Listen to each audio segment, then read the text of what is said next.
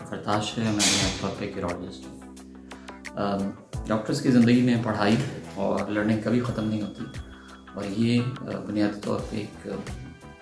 ایسا ہی مرحلہ ہے جس سے میں گزر رہا ہوں. میں اپنے کلینک پہ مائکروسکوپک سرجریز ہم کر رہے ہیں اور ریگولر بیسس پہ کر رہے ہیں, لیکن نئی اور جدت اور نئی تحقیقات اور اس میں جو بہتری آ رہی ہے تمام چیزوں میں,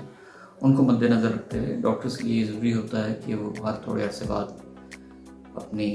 اسکلس کو اور اپنے نالج کو امپروو کریں. اور اس کا بنیادی مقصد مریضوں کی فلاح اور مریضوں کی بہبود ہے, تاکہ ہم لوگ اپنے مریضوں کو بہتر سروسز آفر کر سکیں اور جو جدید تحقیقات کے مطابق جو رزلٹس ہیں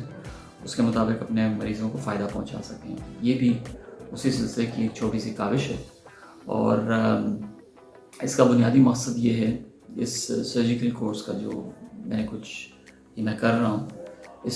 سرجیکل کورس کا بنیادی مقصد یہ ہے کہ ان مریضوں کے لیے جن میں ایزوسپرمیا ہے, اور ان مریضوں کے لیے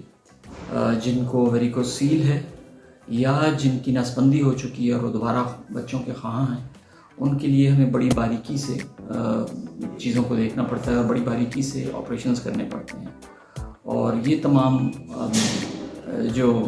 لرننگ کورس ہے, یہ مائکروسکوپ آپ کو پیچھے نظر آ رہی ہے, اس کا بنیادی مقصد یہی ہے کہ